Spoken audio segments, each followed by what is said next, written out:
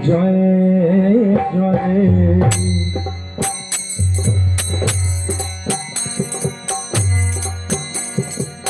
রাম সীতা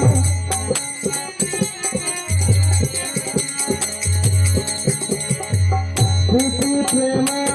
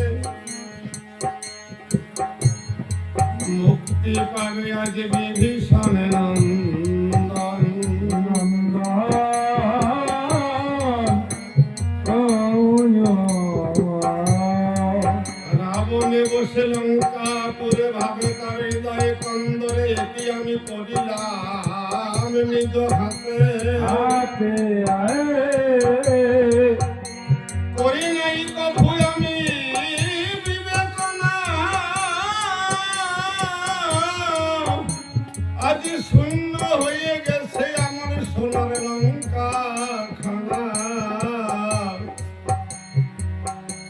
কাউকে দেখতে পাচ্ছি না আমি নিজের নয়নে পাতে।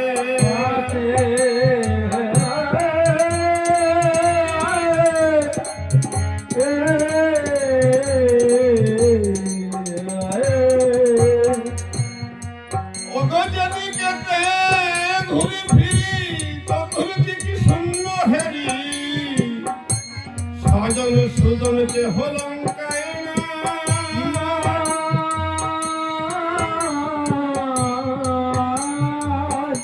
সবাই গিয়েছে চলে, রাবণ ভাসে আজ নিজের নয়নে জলে। কেঁদে কেঁদে সারে দুঃখের হাই হাই।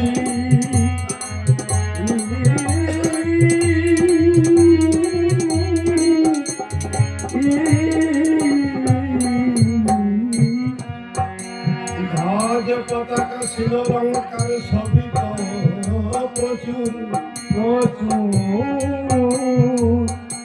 দেখতে দেখতে শ্মশান হলো, রাবণ হয়েছে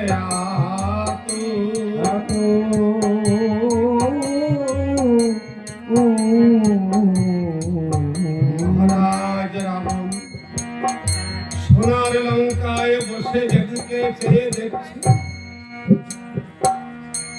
চতুর্দিক শূন্য দর্শন করছে স্বজন সুজন, ইষ্ট কুটুম বন্ধু বান্ধব লঙ্কায় আজ কেহ নাই। বিদায় নিয়ে জন্মের মতো ফাঁকি দিয়ে তারা সবাই চলে গেছে।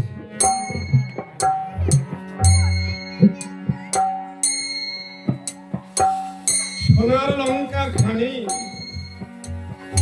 আজ রাবণের মনে হচ্ছে যেন আমি এই লঙ্কার ভেতরে নই, আমি শ্মশানে বসে আছি। সবাই যখন চলে গেছে, একদিন তো আমাকেও যেতে হবে। তাই রাবণের হৃদয়ে কন্দরে আজ বেজে উঠেছে বিদায়ের ঝঙ্কার।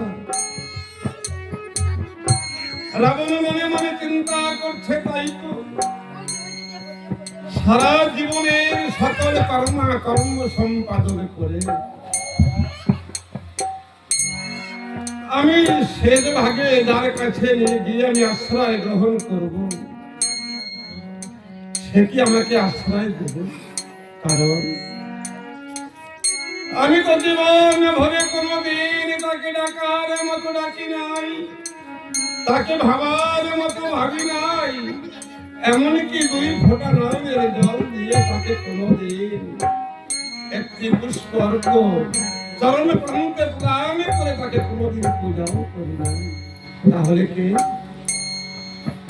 আমাকে শেষের দিনে আশ্রয় দেবে? আর আমি চলে যাব, কার কাছে যাব? কার কাছে গিয়ে আশ্রয় গ্রহণ করব? রাবণের অন্তরের অন্তঃস্থলে আজ বিদায়ের ঝঙ্কার যখন বেজে উঠেছে, রাবণ মনে মনে চিন্তা করছে, আমি লঙ্কার সকল কার্য সম্পাদন করেছি,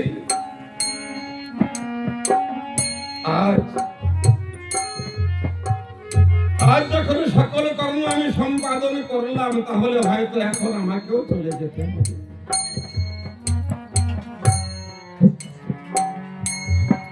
রাবণ মনে মনে চিন্তা করছে, তাই তো আমার বন্ধু বান্ধব পাত্র মিত্র যারা ছিল ইষ্ট কুটুম, আমি কারো কথা জীবনে কর্ণপাত করিনি। আমার মনে যাহা যখন যা বলেছে আমি তখন সেই কর্ম সম্পাদন করেছি। তবে কেন আজ সবাই চলে গেছে আমাকে ঘাটি করে? আমি এই শূন্য লঙ্কার প্রহরী সেজে এই লঙ্কা খানি পাহারা দিয়ে চলেছি।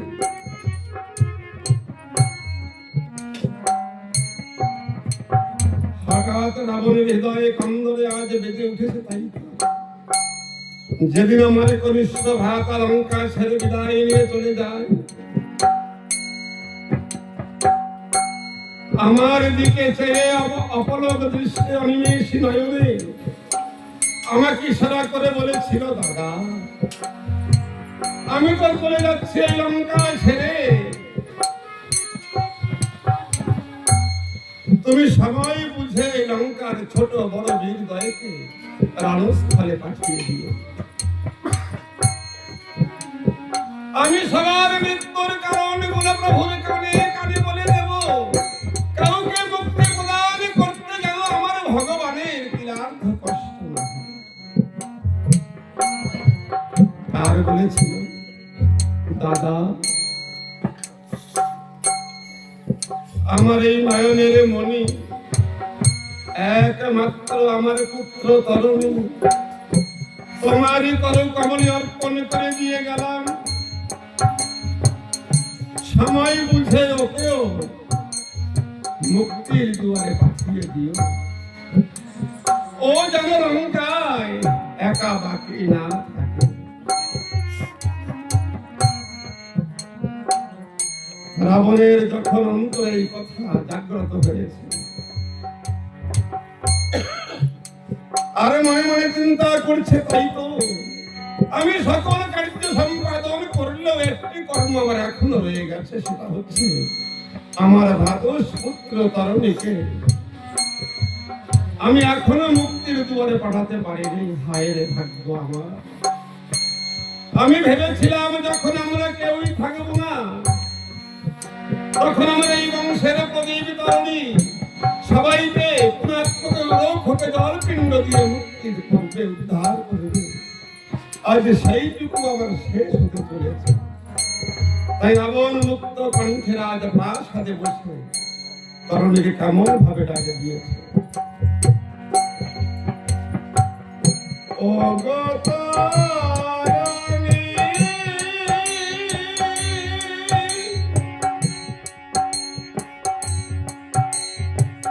ও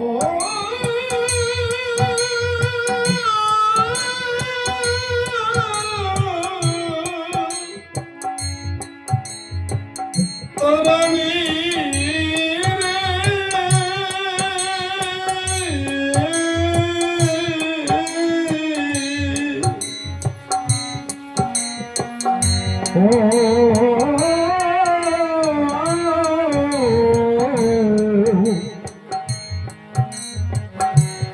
ও তরণী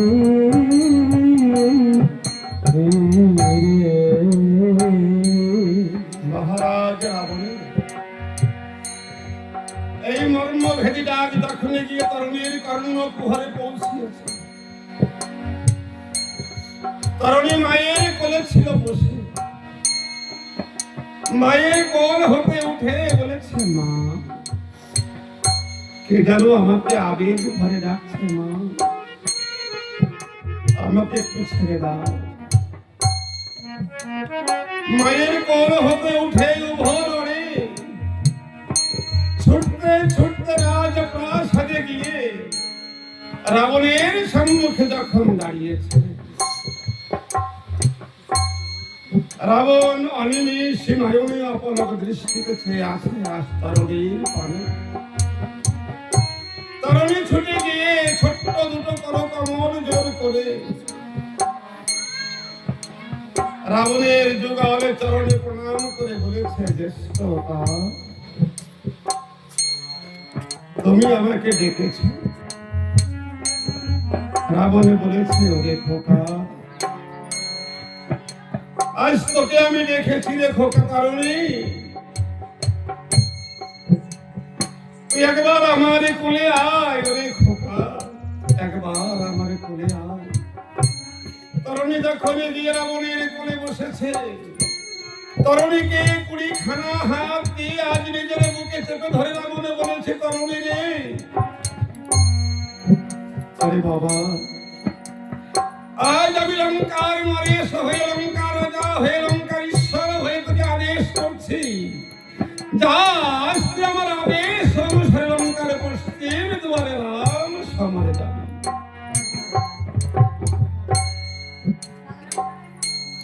তরুণীর নেত্র হতে কখন যেন এই কথা শুনে 2 ফোঁটা তপ্ত অশ্রু ঝরে পড়েছে মাটির উপরে। রাবণে বলেছে, খোকা তোকে আমি আদেশ করলাম রাম সমরে যাওয়ার জন্য,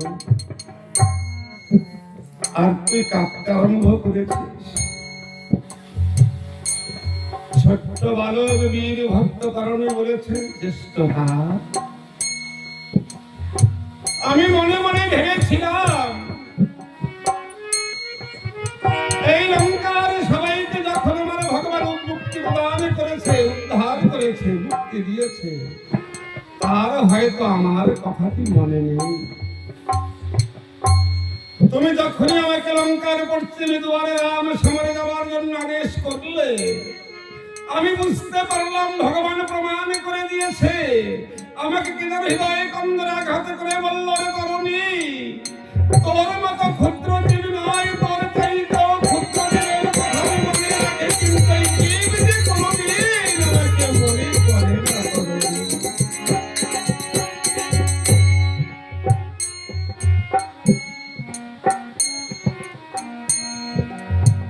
রাবণ নিজের বুকে চেপে ধরে ছোট্ট বালকটিকে বলেছে, ওরে খোকা, তাহলে আর বিলম্ব করিস না, তুই অতীব সত্তর করে রাম সমরে যাত্রা কর। তরুণী ডেকে ডেকে বলেছে, ওগো জ্যেষ্ঠতা,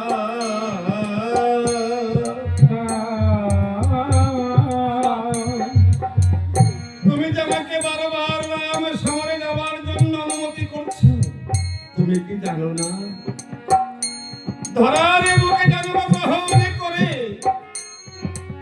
আমি রাম সমরে যাওয়ার জন্য কোন অস্ত্র শস্ত্র এখনো জোগাড় করতে পারিনি। রাবণ বলছে, ওরে তরুণী রে, রাবণের সোনার লঙ্কা খানি বীর শূন্য হতে পারে, কিন্তু অস্ত্র শূন্য হয়নি।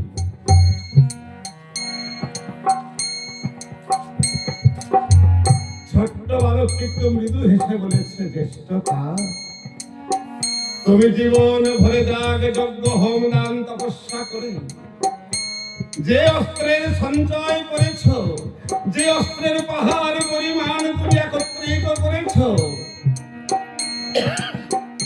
যেদিন জীবনের বিদায় লগনে চলে আসবে, একদিন তোমাকে ওই ভগবানের সম্মুখে হতে হবে, সেই দিন তোমার ওই জোগাড় করা অস্ত্র দিয়ে ভগবানের সঙ্গে যুদ্ধ করা হবে না। রাবণ বলছে, কি বলছিস? সারা জীবন ধরে আমি তো অস্ত্রের সন্ধান করেই চলেছি। আমি অস্ত্রের সন্ধান করতে করতে অস্ত্রের পাহাড় তৈরি করেছি। ছোট্ট বালক বলেছে, জ্যেষ্ঠতা, যে অস্ত্র দিয়ে ভগবানের সঙ্গে যুদ্ধ করতে হয়, তুমি তার একটা অস্ত্রের সন্ধান করনি, জোগাড় করতে পারোনি। আমি অস্ত্রহীন, সম্বল শূন্য, তাই মনে মনে ভাবছি কি অস্ত্র নিয়ে আমি প্রভুর সঙ্গে যুদ্ধে যাব। রাবণ বলেছে, খোকা, অস্ত্রাগারের অস্ত্র ভিন্ন ছাড়া তো আমার কাছে অন্য কোন অস্ত্র নেই। ছোট্ট বালক ছোট্ট দুটি করো কমর জোর করে বলেছে, জ্যেষ্ঠতা, তোমার অস্ত্রাগারের অস্ত্র ছাড়াও তোমার কাছে অস্ত্র আছে, বলো আমাকে দেবে। রাবণ বলছে, খোকা, ওই অস্ত্র ভিন্ন যদি আমার কাছে অন্য কোন অস্ত্র থেকে থাকে, কথা দিলাম আমি তোকে সহস্র বদলে প্রদান করব। ছোট্ট বালক তরুণী আমার রাবণের চরণ দুটি জড়িয়ে ধরে নয়ন বাড়ি ছিটিয়ে ছেড়ে ডেকে ডেকে বলেছে, ওগো জ্যেষ্ঠতা, তুমি আমাকে তোমার আশীর্বাদের বস্ত্র প্রদান করো। তোমার আশীর্বাদ না হলে আমি তো কোনদিন মনের মনোবাসনা পূর্ণ করতে পারবো না, এবং আমি যুদ্ধে জয় লাভও করতে পারবো না। তাই তুমি আমাকে মনোপ্রাণ খুলে আশীর্বাদ দাও, এটাই হবে আমার পক্ষে তোমার দেওয়া অস্ত্র।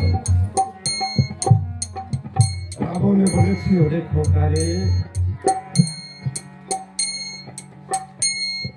জীবনে আমি দান করেছি, তপস্যা করেছি, হোম করেছি,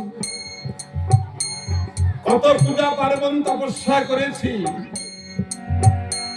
তরুণী রে, যদি আমি জীবনে কোনো পুণ্য সঞ্চয় করে থাকি, সেই পুণ্য ফল নিজের কোনো কমলে নিয়ে আমি তোকে আশীর্বাদ করলাম, তুই রাম সমারে গিয়ে তোর মনোবাসনা পূর্ণ হোক।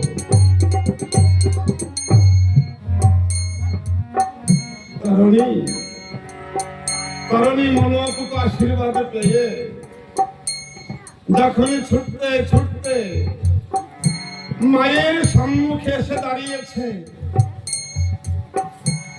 তরুণীর মা সরমা সুন্দরী আপন আঙ্গনে তুলসী বৃক্ষের পূজায় বসেছে।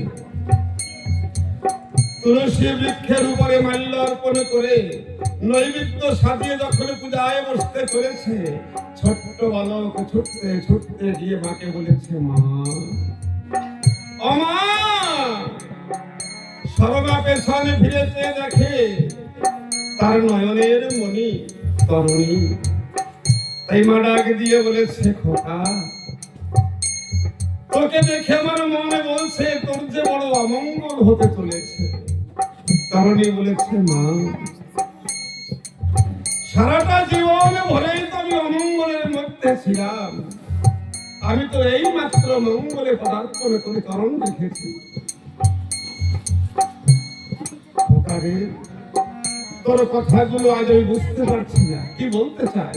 আমা, আমাকে লঙ্কার অধীশ্বর মহারাজ লঙ্কেশ্বর অর্থাৎ আমার জ্যেষ্ঠ তাত আমাকে ডেকেছিল। ও তাই বুঝি?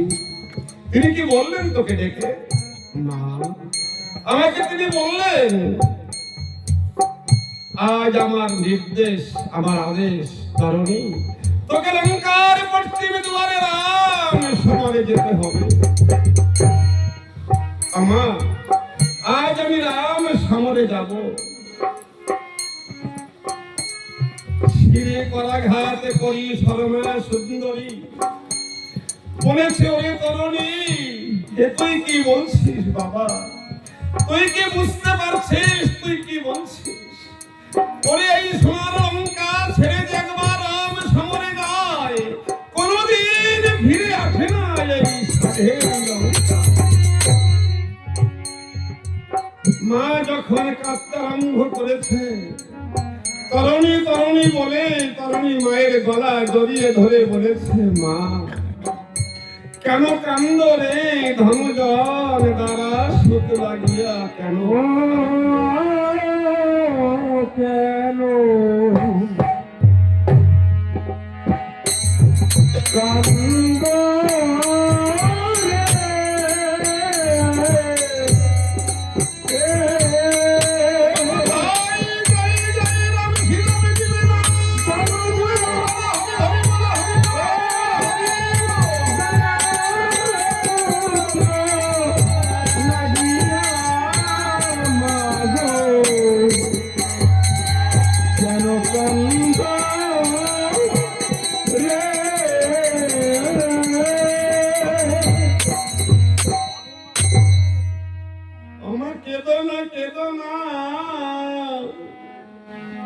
আমি তোমায় করি মানব কাদ করে লাগিয়া, কেন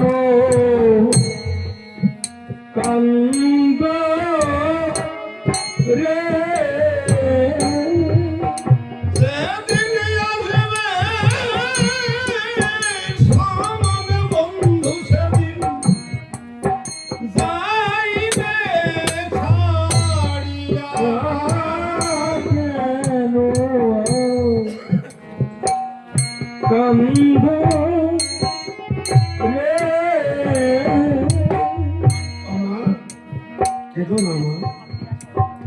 কার জন্য কাঁদছ? এই জগতে কেউ কারণ নয় মা, তুমি কেঁদো না। মুছে ফেলো চোখের জল, সংসার বিফল ভাবিছ বসি বসি, কেন কান্দ রে যেদিন আসিবে সমান করিবে বন্ধু, দূরে থাকবে পাড়া প্রতিবেশী।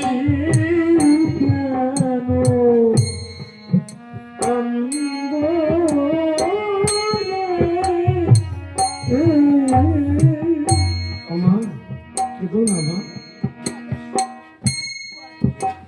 এই জগতের বুকে এটাই তো বাস্তব সত্য মা, যে একবার ধরার বুকে জন্ম নেয় তাকে একদিন না একদিন এই জগৎকে ছেড়ে দিয়ে জন্মের মতো বিদায় নিয়ে চলে যেতে হয় মা।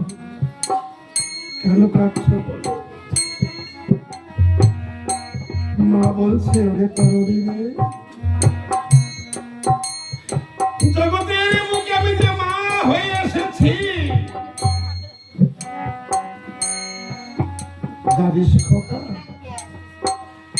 এই জগতের বুকে যদি কোনো সংসারের উপর একটি অতিথি আসে, একটা শিশুর জন্ম হয়, তাকে সবাই ভালোবাসে, তাকে সবাই ভালোবাসে রে খোকা। জ্যাঠা জেঠি কাকা কাকি প্রতিবেশী, এমনকি পিতাও তাকে অত্যাধিক ভালোবাসে, কিন্তু সবার ভালোবাসার চাইতে মায়ের ভালোবাসা যে 10 মাস 10 দিনে বেশি। খোকারে, তোর মতো একদিন তোর পিতা আমাকে জন্মের মতো অনাথিনী করে চলে গেছে। যেদিন তোর পিতা অনাথিনী করে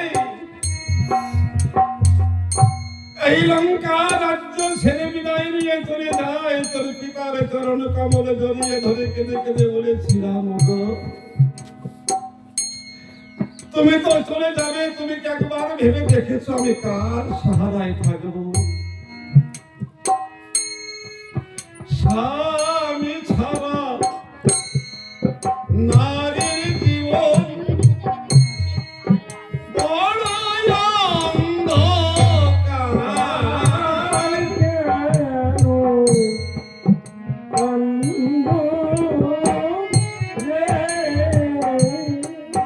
কেমনে থাকবো একা একা আমি লঙ্কার ভিতর, কেন অন্ধ রে? ওরে তরুণী রে, ওরে খোকা, তোর পিতাকে ডেকে ডেকে বলেছিলাম তুমি চলে গেলে আমি কাকে নিয়ে এই সংসারে থাকবো এই লঙ্কায়? তোর পিতা আমাকে বলেছিল, শর্মা কেঁদো না শর্মা, আমার কথা পড়লে মনে তুমি পুত্র নেবে বুকে, কেন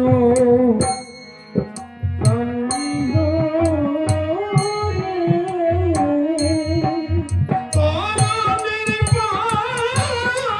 রসে শর্মা পাইবে আমাকে, কেন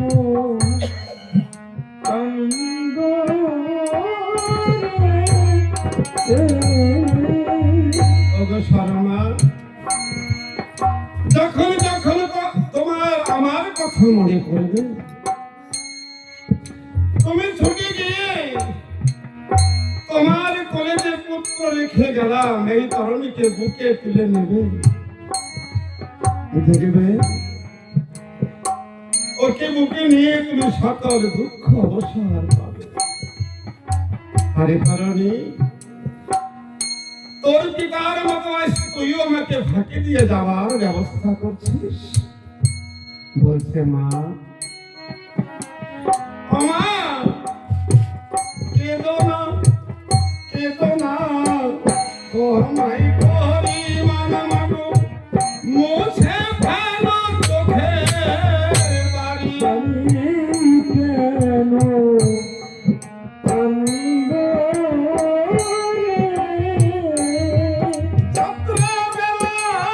রাত্রেবেলায় চোখে জল দেখলে চলিতে না পারি। কেন কান্দ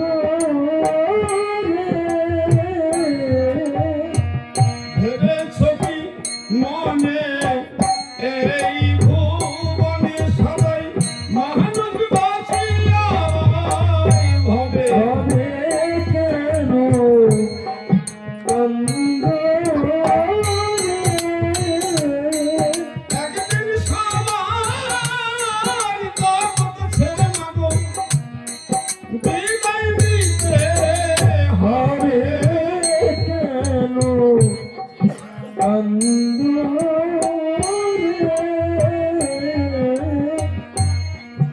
আমার আমার বলে মা কাঁদিও না। আর কেন কান্দ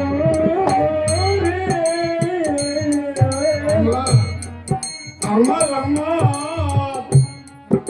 আমার বলে মা কাঁদিও না।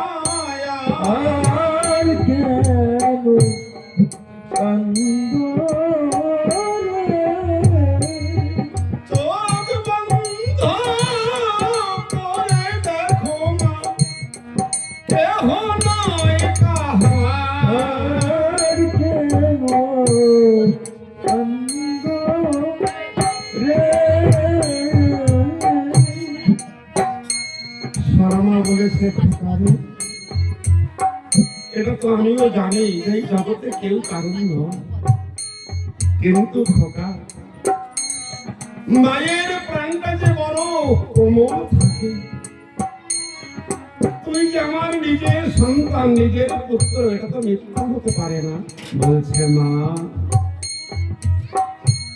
তুমি বলছো তো মিথ্যা হতে পারে না, তাহলে সত্য কোথায় বলো মা?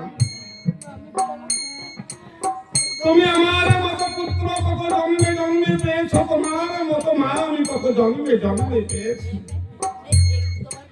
আবার পেয়ে তুমিও হারিয়ে ফেলেছো, আর আমিও পেয়ে আমিও হারিয়ে ফেলেছি। বলো মা, কাল চক্রে তোমারও মনে নেই আর আমারও মনে নেই, তাই মা তুমি কেঁদো না। শর্মা বলেছে খোকা রে, তুই আমার বুক থেকে শূন্য করে আমার কোল খালি করে চলে যাবি আর আমি কাঁদবো না, এটা কি হয়? বলছে মা তুমি তাহলে সত্যি আমাকে বড় ভালোবাসো বলো। শর্মা বলেছে খোকা, এই জগতে মা তার সন্তানকে ভালোবাসে না, তুই কি বলছিস? প্রতিটি মা যেমন করে সন্তানকে ভালোবাসে তেমনি করে আমিও তো তোকে ভালোবাসি বাবা। বেশ, তুমি যদি আমাকে সত্যই ভালোবাসো তাহলে কাঁদছো কার জন্য বলো? তুমি কার জন্য চোখের জল ফেলছো? আমি তো আগেও ছিলাম, এখনো আছি, পরেও থাকবো। আমি অজর অমর অক্ষয় অক্ষয়, আমার তো মৃত্যু নেই মা।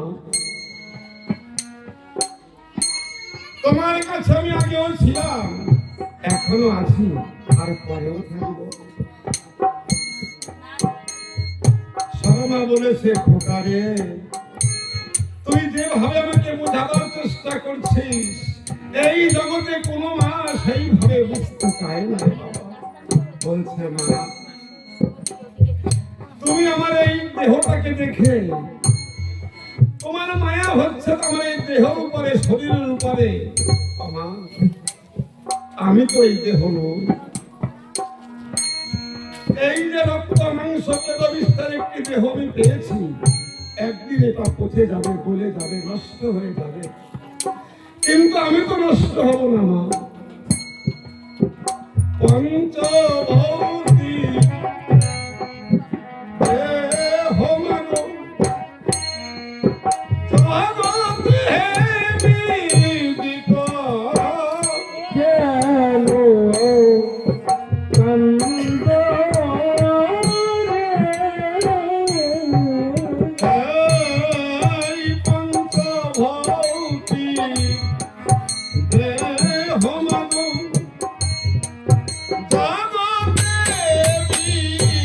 ও কেন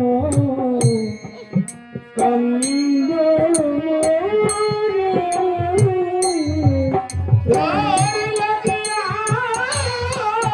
বলো মাগো তুমি কেন কান্দ এত?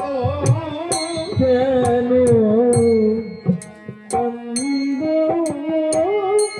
রে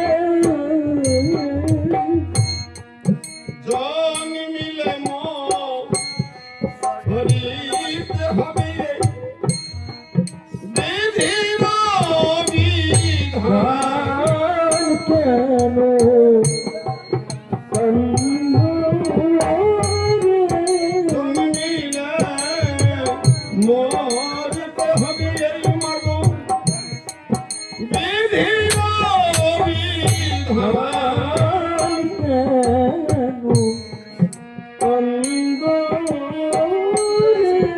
আমার বলে মাগো বলো এত কান্দ কেন?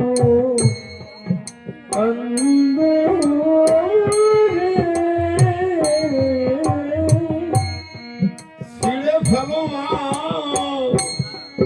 মায়ের বাঁধন কেউ তো কারো নয়।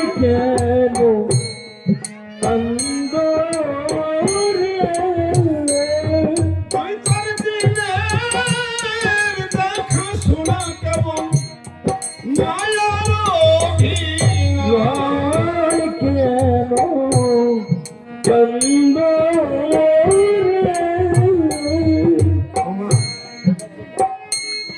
এই দুই চার দিন জগতের বুকে একে অপরের সঙ্গে মেলামেশা করে তার জীবনের সারা বস্তু চলার পথ যাওয়ার পথ ভজনের পথ সব ভুলে যায়। তুমি ভুলে যেও না মা, আমি তোমার নই মা, আর তুমিও আমার নও। তুমি যার তুমি তার স্মরণ করো মা, আর আমি যার আমি তার কলিগি আশ্রয় গ্রহণ করবো। আমাকে অনুমতি প্রদান করো মা। শর্মা বলেছে ওরে খোকা তুই চলে গেলে এই সোনার লঙ্কায় তোর পিতাও নেই, তুইও থাকবি না, তাহলে আমি কি করবো বলতে পারিস বাবা? ছোট্ট বালক তরুণী ডাকে দিয়ে বলেছে মা চিন্তামণি করবে চিন্তা ফেলবে আখি জল।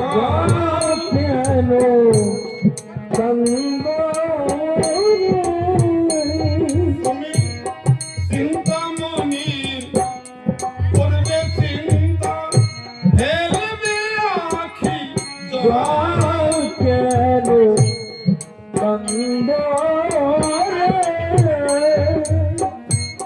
দিনের শেষে দিনে দেখা নীল কমল দল।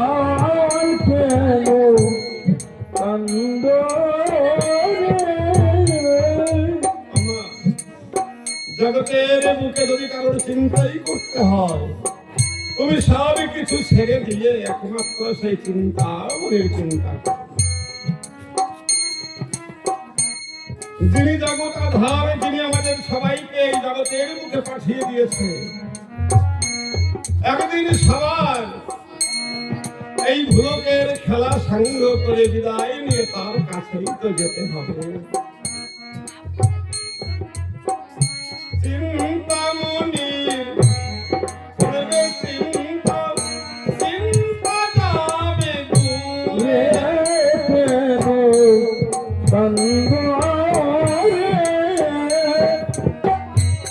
শেষের দিনে দিন বন্ধু তোমায় নিবে পারে করে। কেন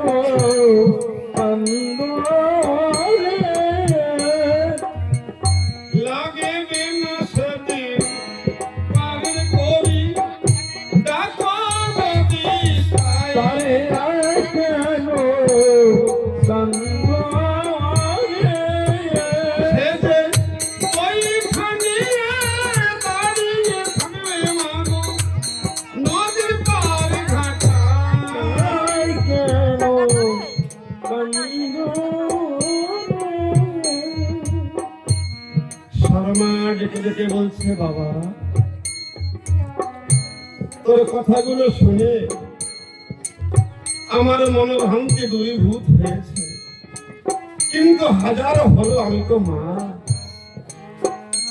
এই জগতে সেই মা বুঝতে পারে, সেই মাই জানতে পারে, যদি কোনো মায়ের হৃদয়ের ধন বুকের মানিক জন্মের মতো ফাঁকি দিয়ে বিদায় নিয়ে চলে যায়। বলছে, মা কেঁদো না মা, ও মা অসার সংসার ভেবে দেখো একবার, সংসারে আপন কেহ নাই, নাই কেন কান্দ আপন বলিতে আছে এই জগতে গোলকের পোষা। যাই কেন কান্দ এই অসার সংসারে, এই জগতের ভেতরে আপন বলতে কাউকে খুঁজে পাওয়া গেল না, কেউ পায়নি আর কেউ পাবেও না। যে সংসার আমরা পেয়েছি, টাকা কড়ি বিষয় বৈভব ধন সম্পত্তি যা আমরা পেয়েছি, সেই বিষয় বৈভব ধন সম্পদ এখানেই পড়ে থাকবে। যেমন ভাবে খালি হাতে এসেছি, একদিন আমাদের প্রত্যেককে এমনি ভাবে খালি হাতে বিদায় দিয়ে চলে যেতে হবে। মা তুমি সেই চিন্তা মনে চিন্তায় নিমগ্ন হও, তুমি সেই চিন্তা মনে চিন্তা যদি মনোপ্রাণ ভরে করতে পারো, শেষের দিনে তোমাকে কোনো কষ্ট পেতে হবে না মা। আমার মনে হয় তাকে ডাকার মতো ডাকলে পরে ভবনদীর কোলে তরি নিয়ে দাঁড়িয়ে থাকবে, তোমাকে ভবনদী পার করে পার হতে পার করে দেবে।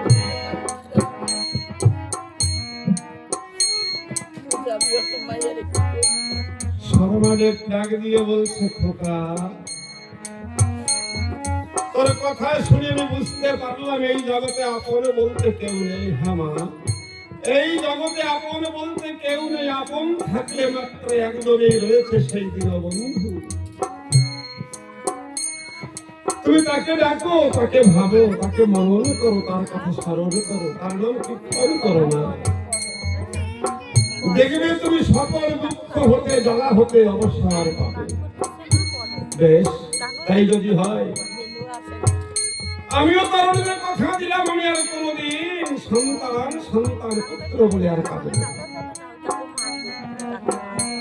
তোর কথা অনুসারে আমি তাকেই ডাকবো, তাকেই ভাববো, তাকে মনন করবো, তার কথা শ্রবণ করবো, তার গুণগান কীর্তন করবো। আমি আর কোনোদিন তোর কথা মনে করবো না।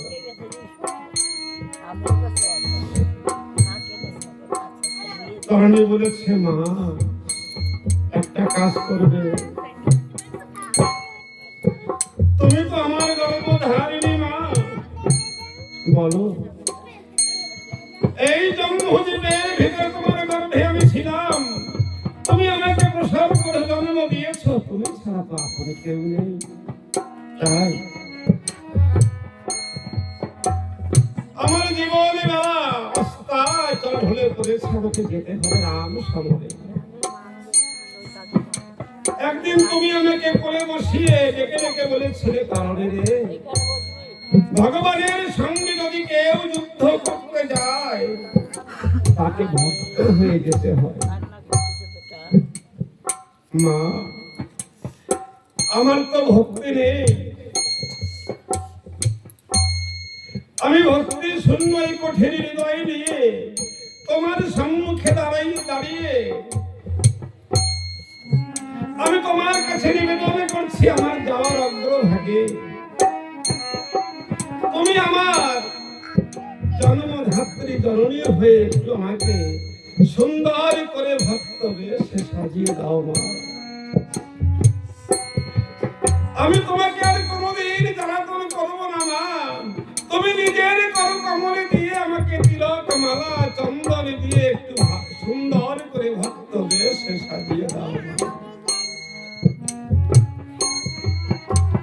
তিলক মালা চন্দ্র ছিল তিলক মালা চন্দ্র মালা পরাই দে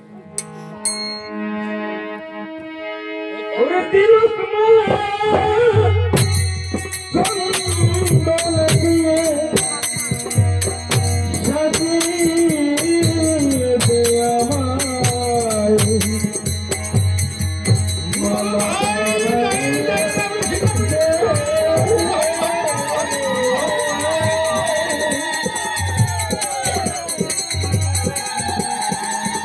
পরাইয়া দে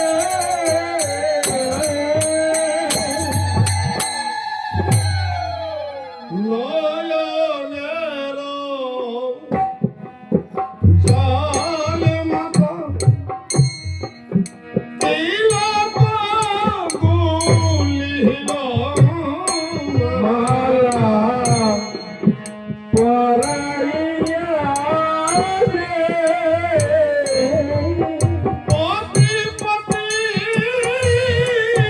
বলে মাতায় আমার কান্দিতে লাগিল পরাইয়া দে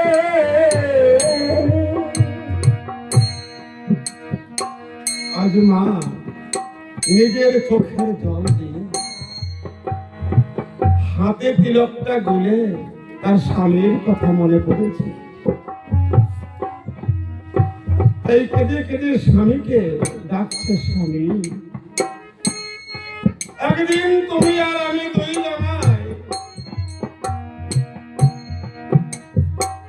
প্রভুর কাছে করুণ বন্ধন করেছিলাম হে নারায়ণ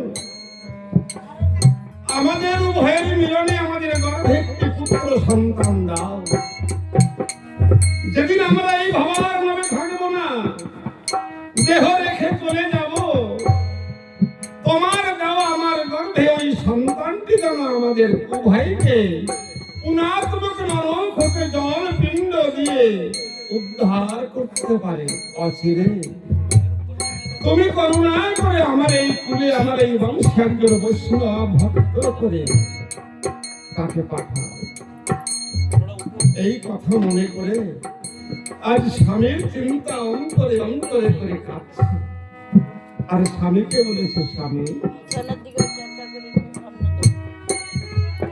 তুমি আছো কোন বাদেশে নাই তার ঠিকানা মালা পরাইয়া দে এখানে থাকো না হৃদয় আমার এসে দাও হে হানা মালা পরাইয়া দে উভয় মিলে আমরা সাজাইব করিয়া যত তোর মালা পরাইয়া দে উচ্চস্বরে কাঁদিতেছে আমার শরণাপথ। মালা পরাইয়া দে শর্মা দেখতে পেল তার হৃদয় কন্দরে উজ্জ্বল আলোকে আলোকিত করে তার স্বামী তার হৃদয় কন্দরেই বসে আছে এই স্বামীর কাছ থেকে অনুমতি নিয়ে বলছে যে স্বামী তুমি আমাকে অনুমতি প্রদান করো আজ আমি আমার পুত্রকে জন্মের মতো বিদায় দিতে চলেছি আমি যেন সুন্দর করে তাকে ভক্ত বেশে সাজাতে পারি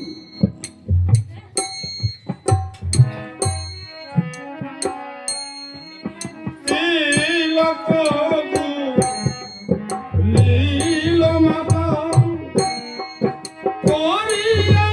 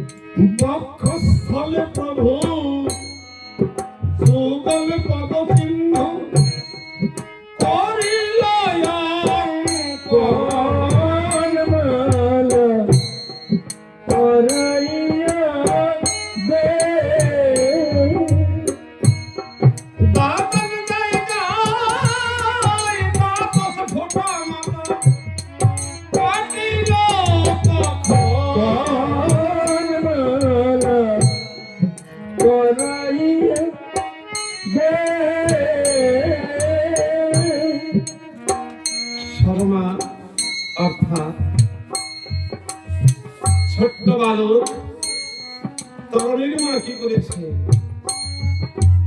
লালনের জল দিয়ে তিলক গুলে ভালে তিলক অঙ্কিত করেছে। দাদার জায়গায় দাদা সে ফোঁটা কেটেছে। তরুণীর বক্ষস্থলে আমার প্রভু রামচন্দ্র গোলক বিহারী যুগল পদ চিহ্ন অঙ্কিত করেছে। বালক ডাক দিয়ে বলেছে, মা তুমি তো বড় সুন্দর করে আমাকে সাজিয়ে দিয়েছ। বড় মামা, যেখানে যেখানে প্রভুর চিহ্ন নাই সেই জায়গাটুকু প্রভুর সেবায় লাগবে না। মা বলছে, ওরে খোকারে, আমি তোর আপদ মস্তক থেকে এমন জায়গা রাখবো না যেখানে প্রভুর চিহ্ন তোর অঙ্গে নাই বা থাকবে না। আয় তুই একবার আমার সম্মুখে দাঁড়া। কণ্ঠে দিল তুলসীর মালা, অঙ্গে নামাবলি। মালা পরাইয়া দে, মাথায় দিল এই পৃথিবী মাতৃভূমি ধুলি। মালা পরাইয়া দে, সাজাইল সরমায়াজ করেতে ধরিয়া। মালা পরাইয়া দে, সর্বঙ্গে দিল করণে রাম নাম লিখিয়া। মালা পরাইয়া দে, সর্বঙ্গে লিখল যখন মধুর রাম নাম। নাম মালা পরাইয়া দে, করণে কয় পূর্ণ হলো মনের মনস্কাম। মালা পরাইয়া দে। সর্বাঙ্গে যখন রাম নাম লিখে দিয়েছে, গাত্রে নামের নামাবলে দিয়েছে, কণ্ঠে তুলসী মালা তুলে দিয়েছে, ভালে তিলক কেটেছে, বক্ষস্থলে প্রভুর যুগল পদচিহ্ন অঙ্কিত করেছে, সর্বাঙ্গে রাম নাম লিখেছে। তাই মা ডাক দিয়ে বলেছে, তরুণী তুই তো গেলে আর ফিরে আসবি না।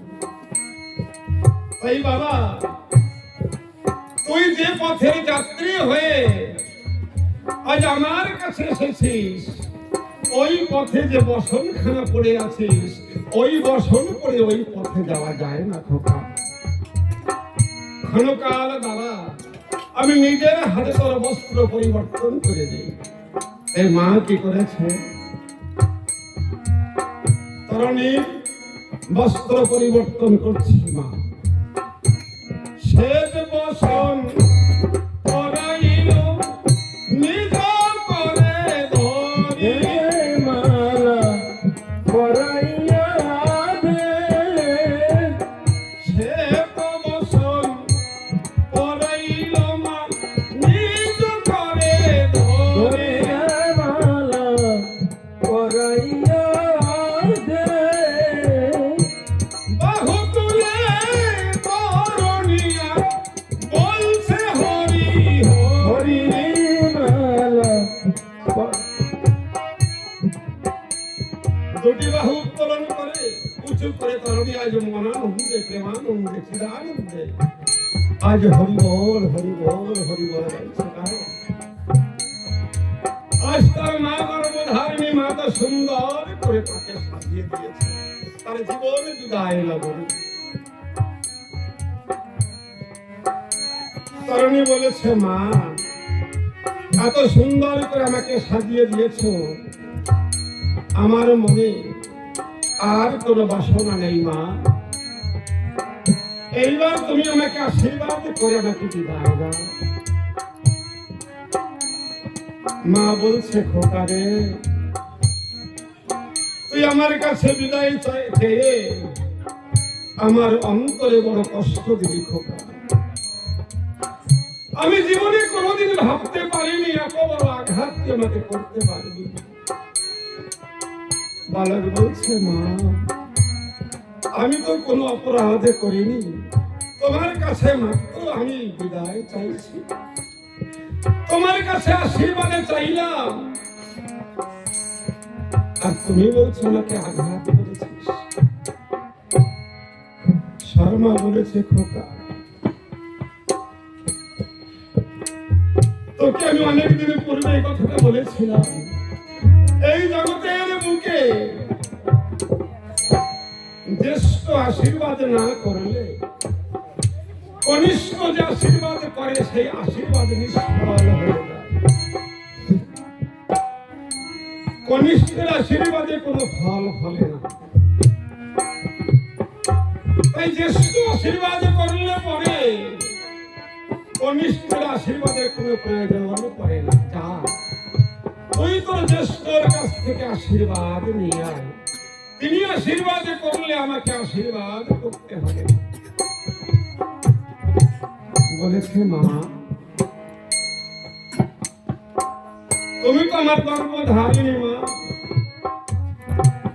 আর তুমি বলছো আমাকে জ্যেষ্ঠর কাছ থেকে আশীর্বাদ নিতে। কে আমার জ্যেষ্ঠ বলো মা? বলছে হতভাগা,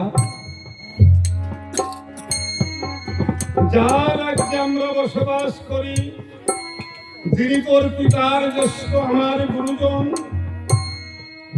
সে আর কেউ নয়। যার অন্যে আমরা প্রতিপালিত সে একমাত্র লঙ্কা। তোর পিতার জ্যেষ্ঠ ভ্রাতা তোর জ্যাঠা মহাশয়, তিনি আশীর্বাদ করলে আর কারো আশীর্বাদের প্রয়োজন হবে না। বলছে মা, তার কাছ থেকে তো আমি অগ্রভাগে আশীর্বাদ নিয়ে এসেছি। মা বলছে আরে খোকা তা নয়, ওই যার কাছ থেকে আশীর্বাদ নিয়েছি সে লঙ্কার ঈশ্বর, লঙ্কা নরেশ, লঙ্কার রাজা।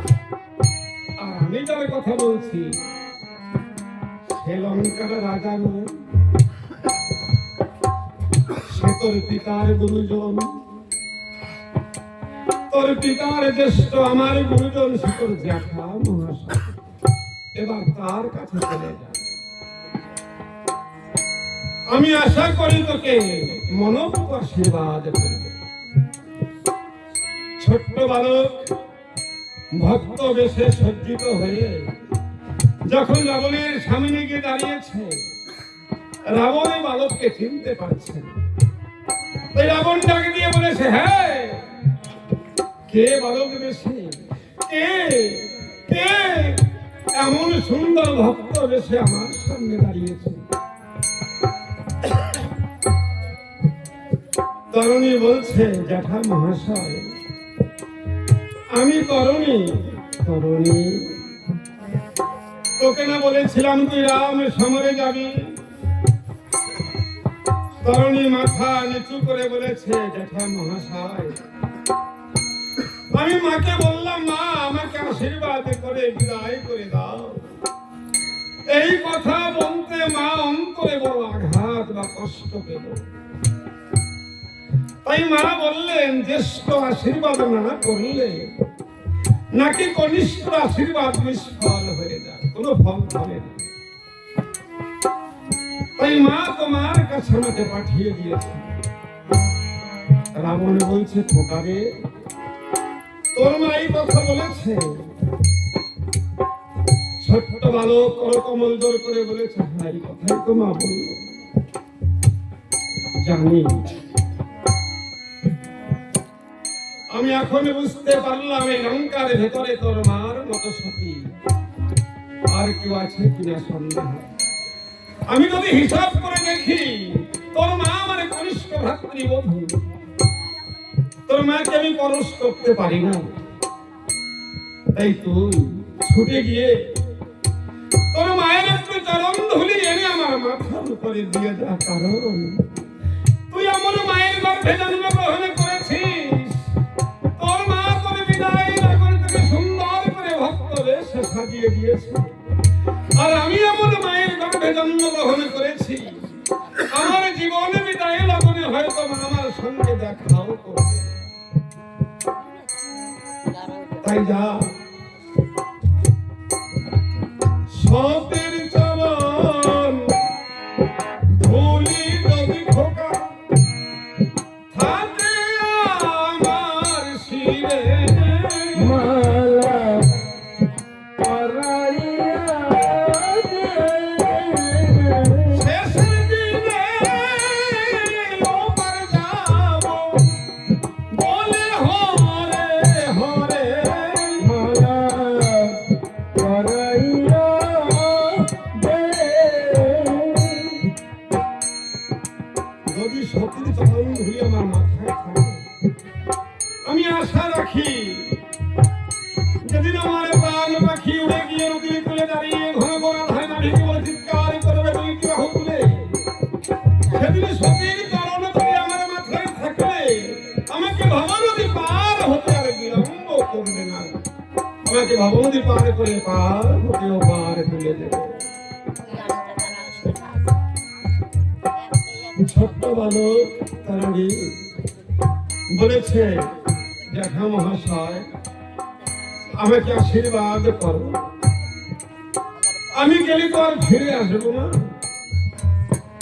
আমার বিদায়ের আগমনে আমাকে একটু আশীর্বাদ করো, আর তোমার আশীর্বাদই হচ্ছে শেষ আশীর্বাদ। রাবণ এই বালককে নিজের বুকে জড়িয়ে ধরে বলেছে, ওরে তরুণী রে, যদি জীবনে কোনো পুণ্য কর্ম করে থাকি, সেই সঞ্চয় করা পুণ্য ফল নিজের হাতে নিয়ে তোকে আশীর্বাদ করলাম। রাজ আদেশে যুদ্ধে যাবি লঙ্কা পশ্চিম দুয়ারে, মালা পরাইয়া দে আশিস করলাম যুদ্ধে গিয়ে আসবি না আর ফিরে। পরাইয়া দে আমি তোকে আশীর্বাদ করলাম, তুই রণক্ষেত্রে গিয়ে যুদ্ধে গিয়ে রাজ সমরে গিয়ে যেন কোনোদিন লঙ্কায় আর ফিরে না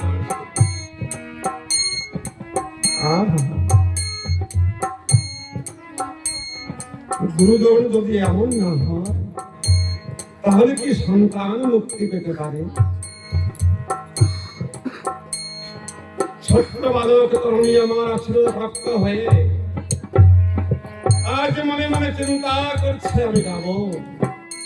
আমি যাব সেই রাম সময়ে আমি যাব রামায়ণ